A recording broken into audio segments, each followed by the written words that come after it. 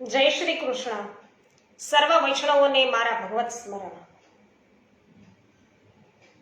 જ્ઞાન તિમિરાંધસ્ય જ્ઞાનાંજન શલાકયા ચક્ષુરુન્મિલિતમેન તસ્મૈ શ્રી ગુરવે નમઃ.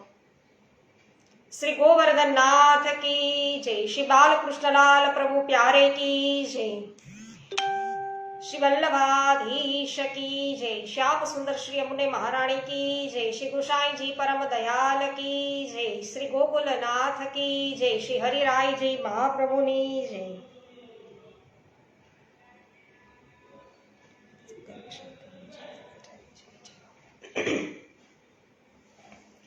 સરસ. વિનોદભાઈ ગજર છે એ લાઈવ થઈ ગયા. સર્વપ્રથમ જય શ્રી કૃષ્ણ વિનોદભાઈ, ભાવનાબેન અને નિકુંજભાઈ. જય શ્રી કૃષ્ણ.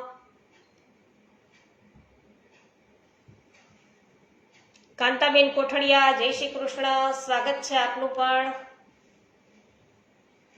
શિલ્પાબેન લુણાગરિયા, જગદીશભાઈ લુણાગરિયા જય શ્રી કૃષ્ણ, સ્વાગત છે સર્વ વૈષ્ણવજનોનું. શ્રી ગર્ગ સંહિતા શ્રી બળભદ્ર ખંડ અને અધ્યાય આજે 5મો લઈએ છીએ. દુર્યોધન છે એ બોલી રહ્યા છે કે હે મુનિરાજ, પૂર્વજન્મમાં હું ભગવાન શંકરશણનો ભક્ત હતો, તેથી હું ધન્ય છું. તો આપે મને એનું સ્મરણ કરાવ્યું કે તે સાથે જ ભગવાન વાસુદેવનો પ્રભાવયુક્ત પરમ અદ્ભુત મહિમા પણ આપે મને સંભળાવ્યો.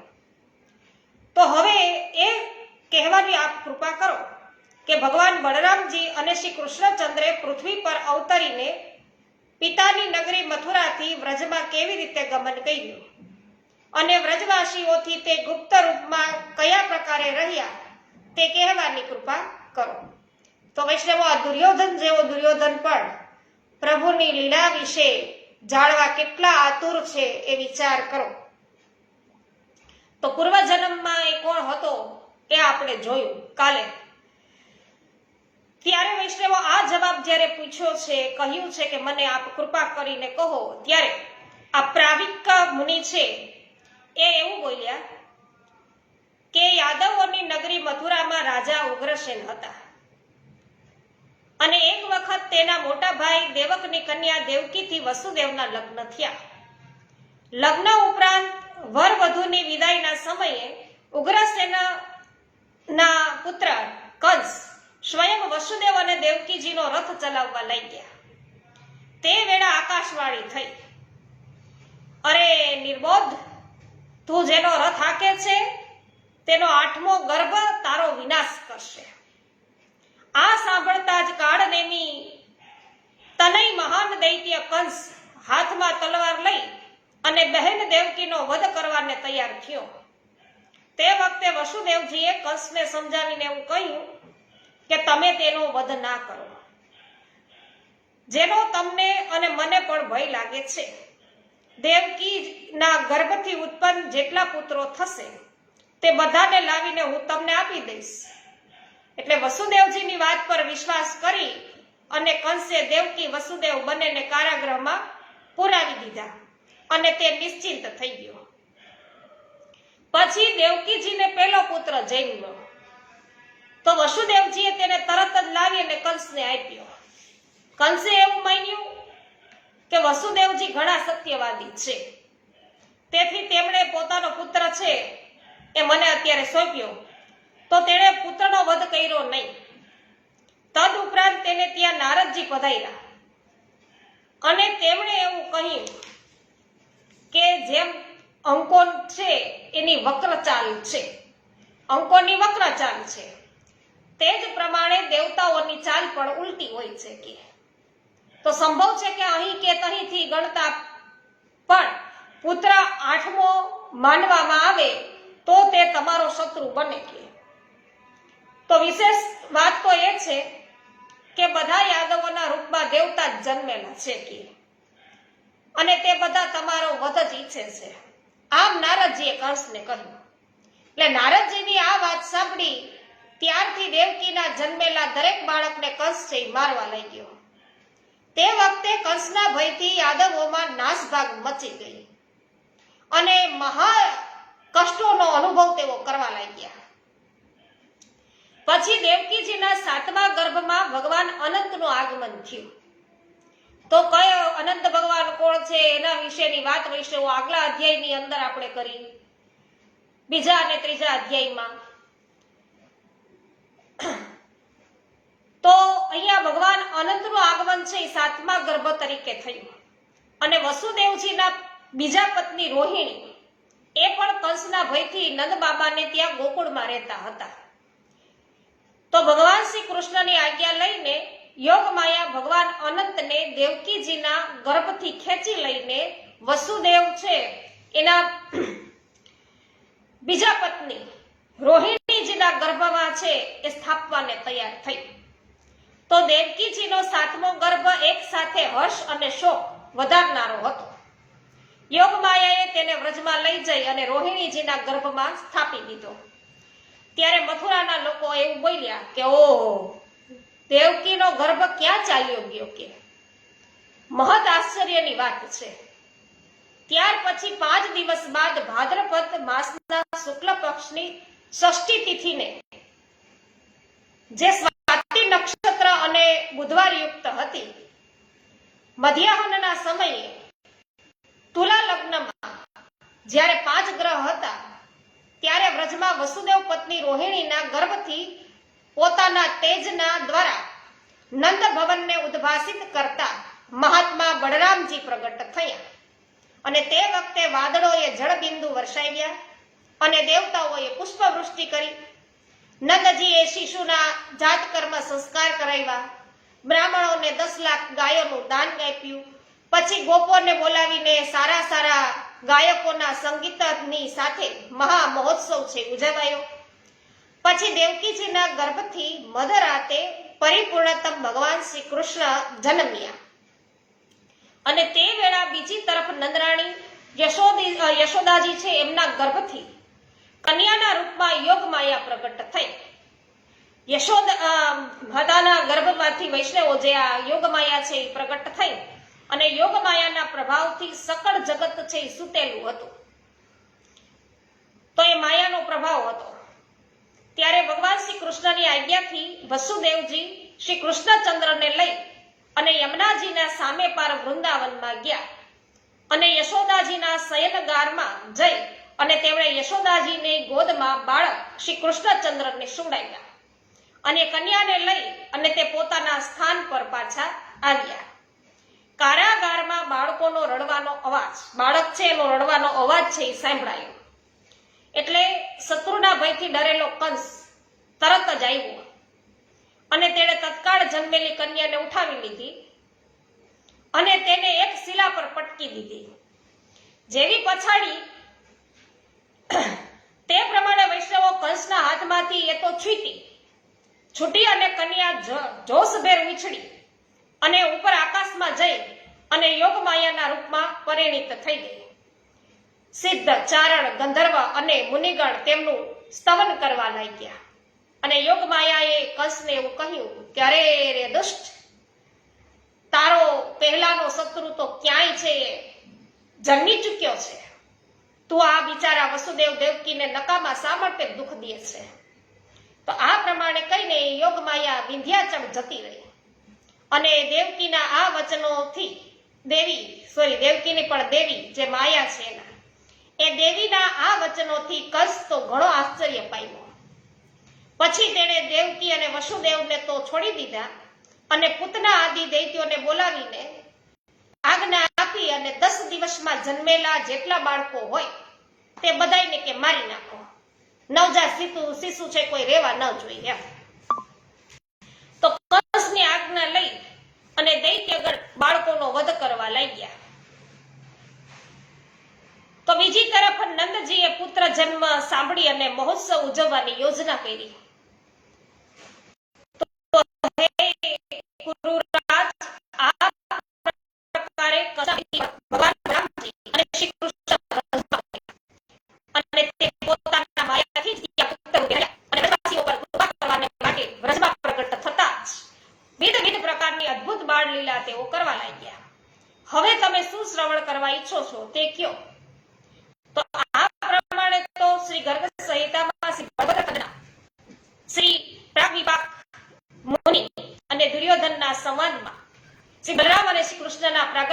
આ નામનો 5મો અધ્યાય પૂર્ણ થયો. શ્રી કૃષ્ણ કન્હૈયા લાલ કી જય.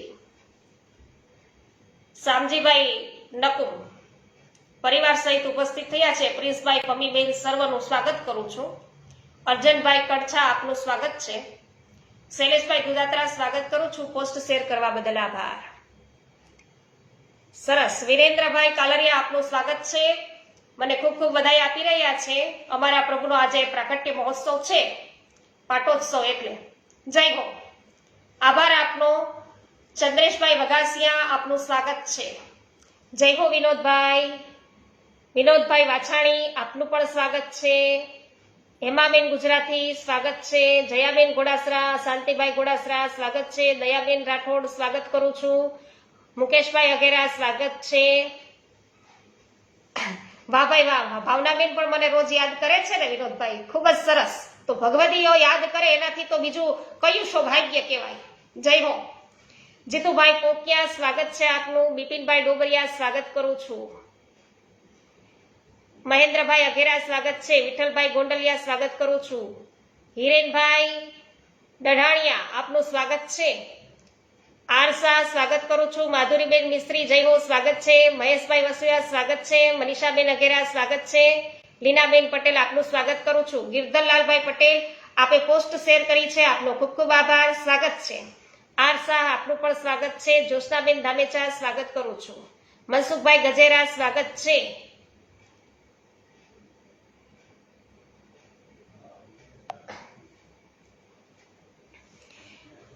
સરસ. ચંદ્રેશભાઈ, આપનો ખૂબ ખૂબ આભાર. હેમાબેન, આપનો પણ ખૂબ ખૂબ આભાર બધાઈ આપવા બદલ. દીપકભાઈ, સ્વાગત છે. અધ્યાય 6 લઈએ વૈષ્ણવો. અરવિંદભાઈ ભંડેરી, સ્વાગત કરું છું આપનું. જયંતિલાલભાઈ પેશીવાડિયા, આપનું સ્વાગત છે. કંચનબેન પટેલ, સ્વાગત કરું છું. જય હો. શિલ્પાબેન. વૈષ્ણવો, હવે દુર્યોધન એવું પૂછે છે કે હે મુનિરાજ, ભગવાન અનંત શ્રી બળરામજી અને અનંત લીલાકારી ભગવાન શ્રી કૃષ્ણે પૃથ્વી મંડળ પર અવતાર લઈ અને વિચરણ કર્યું. હવે એ કહેવાની આપ કૃપા કરો કે વ્રજમાં, મથુરામાં, દ્વારિકામાં અને અન્યત્ર તેમણે કેવી કેવી લીલા કરી. એટલે પ્રાક વિપાક મુનિએ ઉત્તર દીધો કે હે દુર્યોધન, ભગવાન શ્રી કૃષ્ણે પ્રગટ થતા જ અદ્ભુત લીલા છે શરૂ કરી.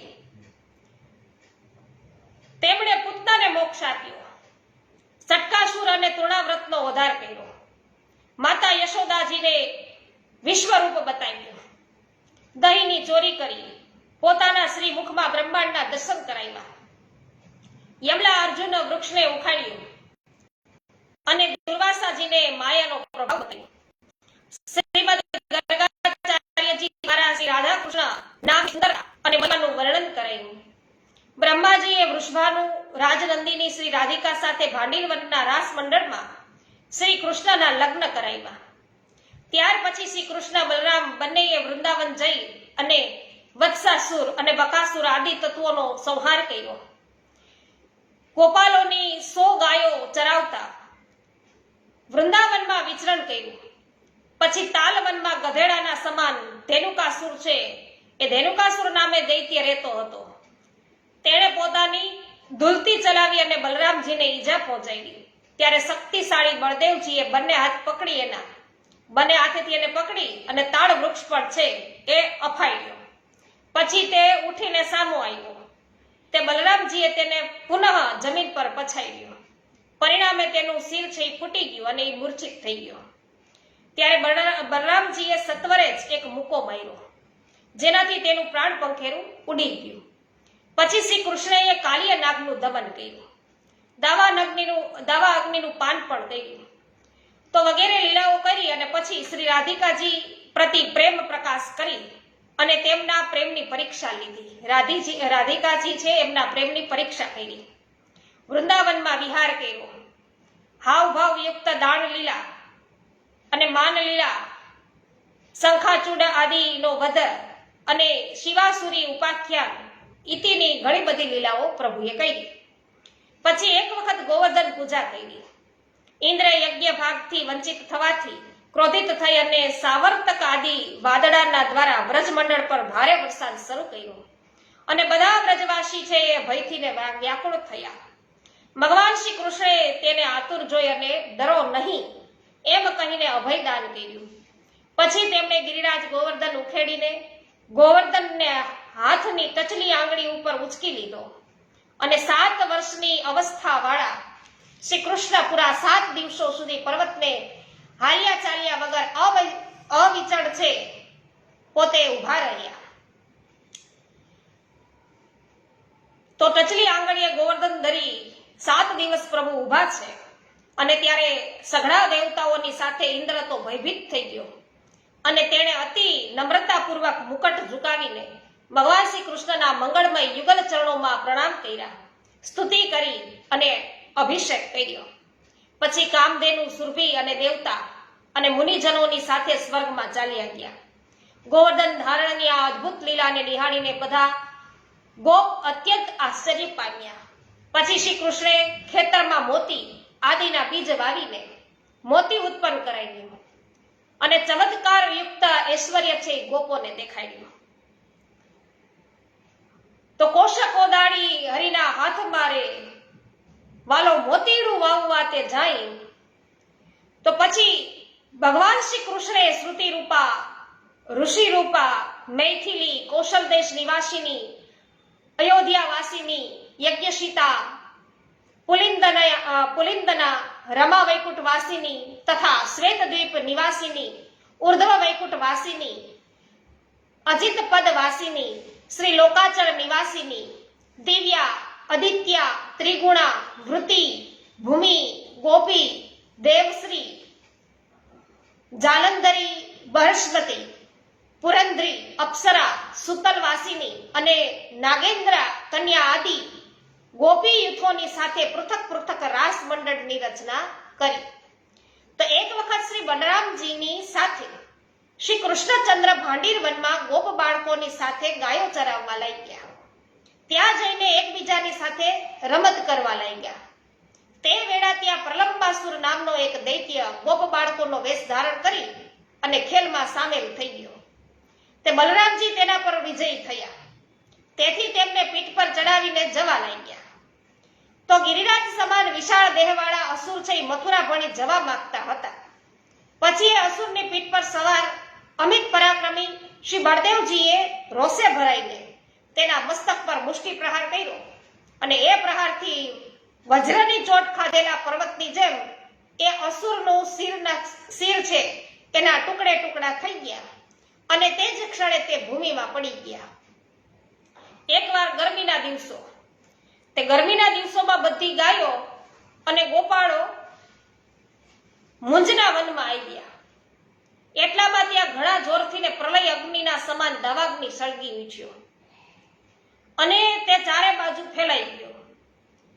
ત્યારે ગોપગણ બધાય હે કૃષ્ણ, હે શ્રી કૃષ્ણ, હરે શ્રી કૃષ્ણ એમ શરણાગત એવા અમે કે ગોપોનું તમે રક્ષણ કરો, રક્ષણ કરો એમ બધા પોગારી ઉઠ્યા.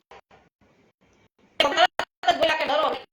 અમે બધા પોતપોતાની આંખો બંધ કરી આમ કરીને ભગવાનને ભીષણ અગ્નિ હતો પી ગયા. પછી ગોપાળ અને ગાયોની સાથે શ્રી કૃષ્ણ વાડીમાંથી શ્રી યમુનાજીના તટ ગયા અને અશોકનાથ યશ દીક્ષિત પત્નીઓ દ્વારા લાવેલું ભોજન લીધું અને ત્યાર પછી એક દિવસ વ્રજમાં નંદાનું વરુણ દેવતાએ અપહરણ કર્યું.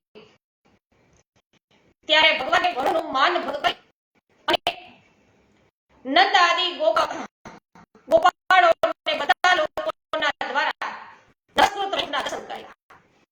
પછી એક દિવસ અંબિકા કાનનમાં સરસ્વતી નદીના કિનારા પર સુદર્શન નામનો સર્પ નજીને ગળી જવા લાગ્યો. ત્યારે ભગવાન શ્રી કૃષ્ણ અખિલ લોકપાળોના દ્વારા પોતાના ચરણ કમળનો સ્પર્શ એમને કર્યો અને ચરણ સ્પર્શ પ્રાપ્ત થતા તે સર્પ છે એ શરીરથી મુક્ત થઈ ગયો. તો એક વખત શ્રી કૃષ્ણ બલરામજી ગોપ બાળકોને માટે આંખ મીચોળી અને ચોર સાહુકારની રમત હતા એટલે ચોર પોલીસ. તો ત્યારે કૃષ્ણ સખા વ્યોમાસુર ચોરના રૂપમાં ત્યાં આવ્યો અને ભગવાન શ્રી કૃષ્ણે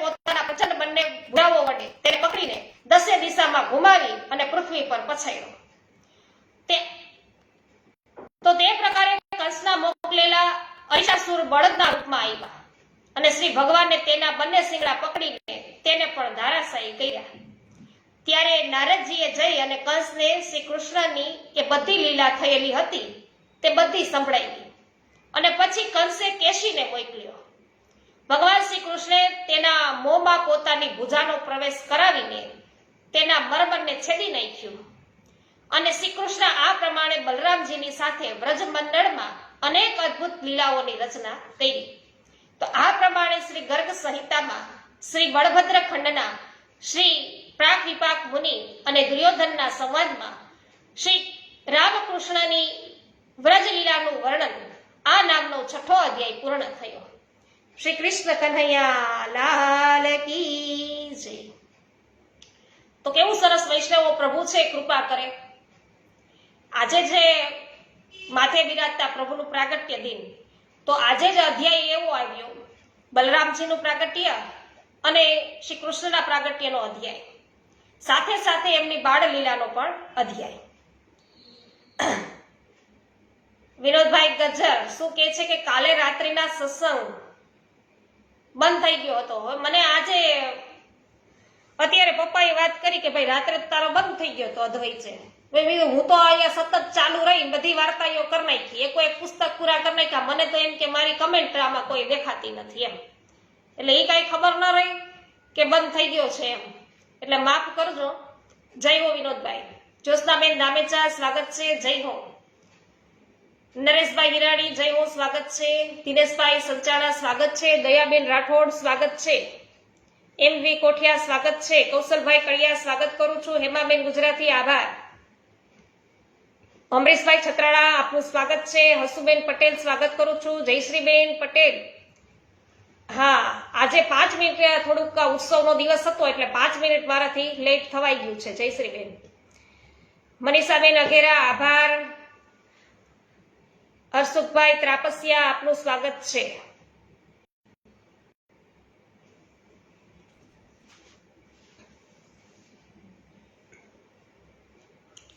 અધ્યાય 7મો લઈએ વૈષ્ણવો.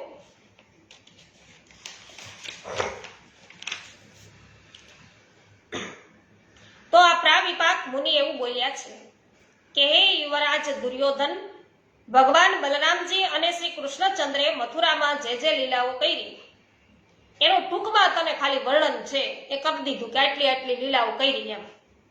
હવે શ્રવણ કરો, બરાબર. કેટલાક સમય પછી કાળનેમી કુમાર કંસે બલરામજી અને શ્રી કૃષ્ણને બોલાવી લાવવા માટે અક્રૂરજીને મોકલ્યા. તે અક્રૂરજી વનમાં પધાર્યા. શ્રી કૃષ્ણને મથુરા જવાના માટે તૈયાર થયેલા જોઈને ગોપીઓ બધી વિરહથી આતુર થઈ ગઈ. ભગવાને બધાને અલગ અલગ બોલાવીને આશ્વાસન આપ્યું. પછી બલરામજી સહિત સ્વયં રથ પર સવાર થઈને અક્રૂરજી સાથે મથુરા ભણી તેઓ નીકળ્યા અને જતી વખતે રસ્તામાં યમુનાજી છે એ યમુનાજી પડ્યા.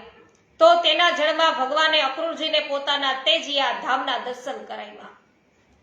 પછી પૂર્વાહણ વખતે તે મથુરામાં ગયા અને અપરાહણ કાળ સુધી છે મથુરા નગરીને બધી તરફથી જોતા જ રહ્યા. તે લીલા રૂપમાં મનુષ્ય વેશ ધારણ કરેલા આ શ્રી રામ શ્રી કૃષ્ણ સાક્ષાત પુરાણ પુરુષ છે. તો મથુરા નગરીના બધા નર નારીઓના મનમાં તેના દર્શનનો આનંદ છે એ પ્રાપ્ત કરવાની અભિલાષા ઉત્પન્ન થઈ અને તે પોતાના બધા કામકાજ છોડીને સાગરને મળવા જેમ નદીઓ દોડે છે ને એ જ પ્રમાણે પ્રભુ તરફ બધાય દોડ્યા.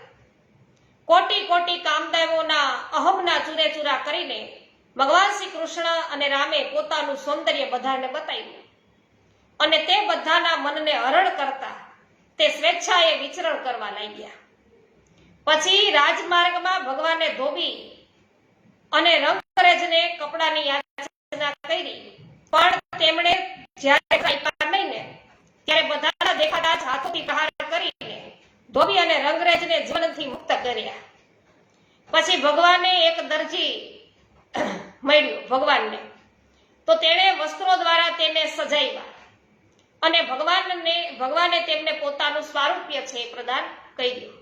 પછી કુબજા શેરંદ્રી મળી અને તે 3 જગ્યાએથી વાંકી વળેલી હતી. ચંદન ગ્રહણ કરવાને બહાને ભગવાને તેને સીધી કરી દીધી અને ત્રિલોકમાં સુંદરી થઈ ગઈ. ત્યાર પછી ત્યાંના વૈશ્ય વેપારીઓની સાથે વાતચીત કરી અને કેટલાક બાળકોને સાથે લઈને જ્યાં કંસનું ધનુષ્ય રાખેલું હતું ને ત્યાં તેઓ ગયા અને તે ધનુષ્ય સુવર્ણથી મંડિત હતું.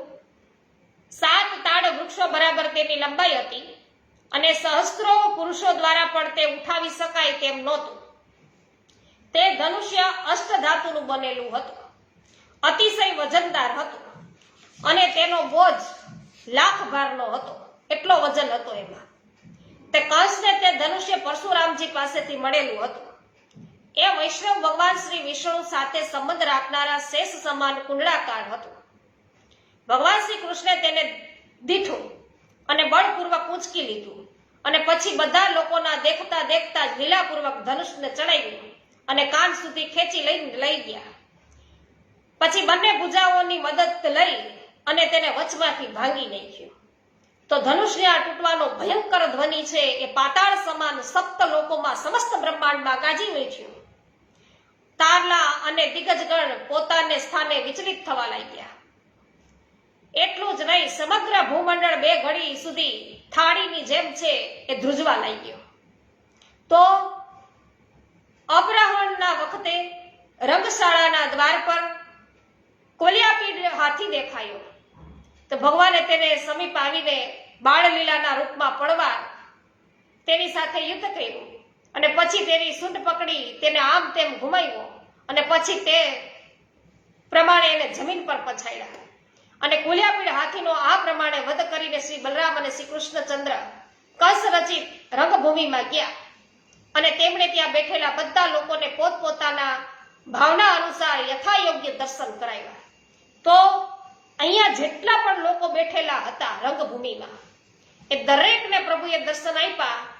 જેની અંદર જેવો ભાવ હતો એ જ સ્વરૂપે પ્રભુએ બધાને દર્શન આપ્યા.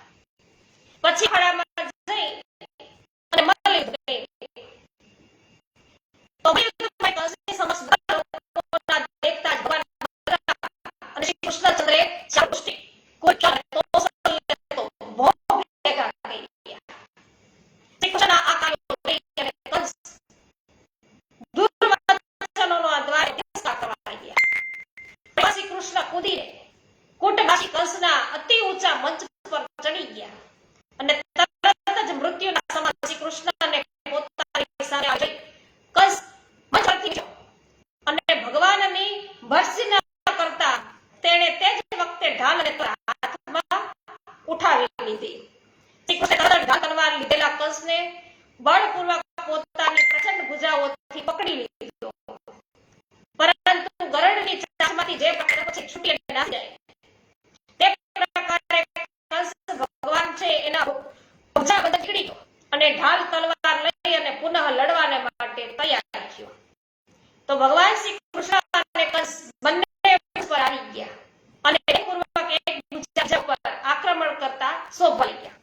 પછી કંસ ઉછળીને 100 હાથ ઉપર આકાશમાં ચાલ્યો ગયો.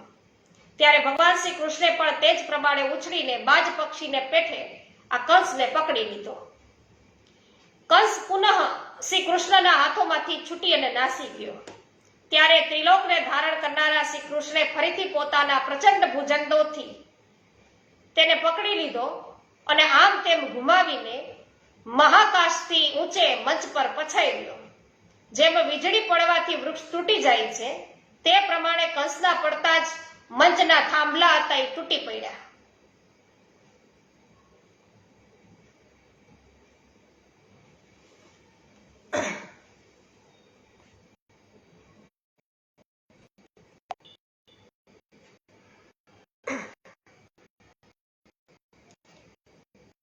તો બે વૈષ્ણવ બે કમેન્ટ વાંચી કે અવાજ કપાય છે. તો હવે મારો અવાજ બરાબર છે કે નહીં એ મને જણાવી દેજો.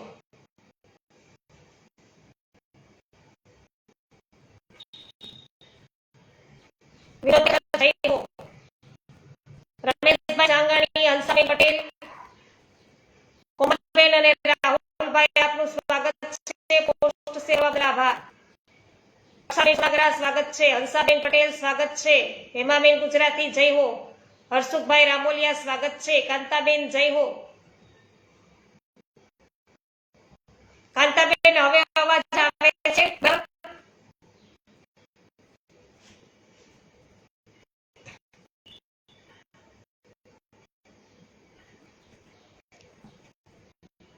હવે અવાજ આવે છે કે નહીં એ પૂછી રહી છું કે હજુ પણ અવાજ કપાય છે? હવે બરાબર છે ને? હા,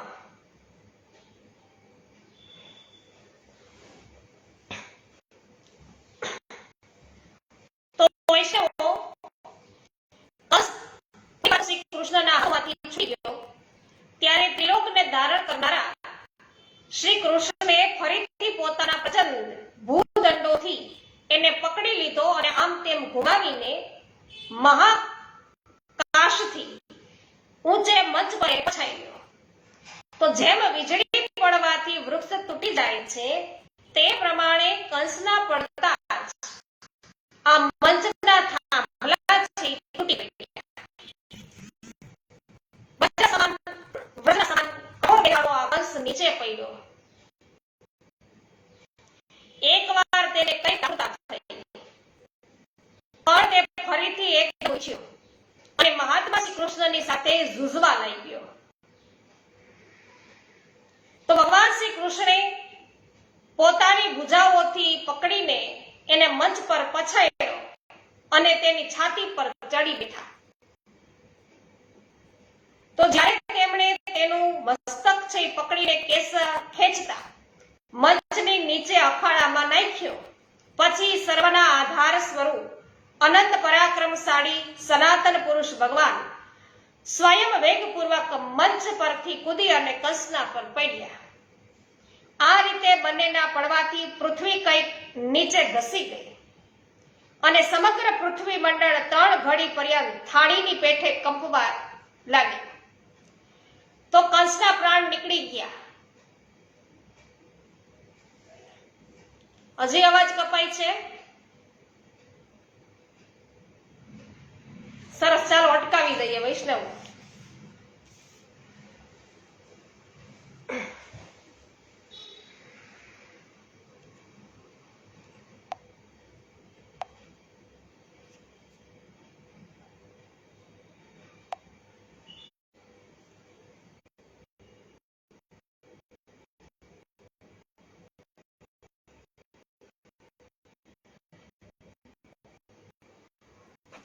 આપનું સ્વાગત છે. અને મનીષાબેન અઘેરા કહે છે કે હજી અવાજ કપાય છે. તો હવે ફરી પાછું આટલું નહીં કે જણાવી દો તો આપણે આગળ નહીં અહીંયા અટકાવીએ.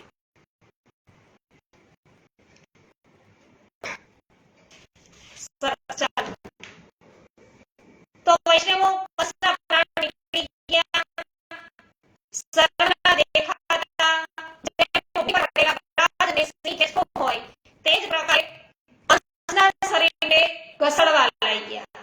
લોકો કહેવા લાગ્યા કે ઓહો, કેટલા આશ્ચર્યની વાત છે કે વેદભાવે પણ સ્મરણ કરનારો કંસ પણ તે ભગવાનના સ્વરૂપને પામ્યો.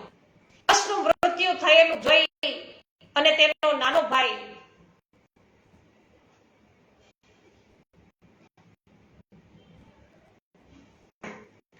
ચાલો નથી અવાજ આપો. શ્રી ગોવર્ધનનાથ કી જય.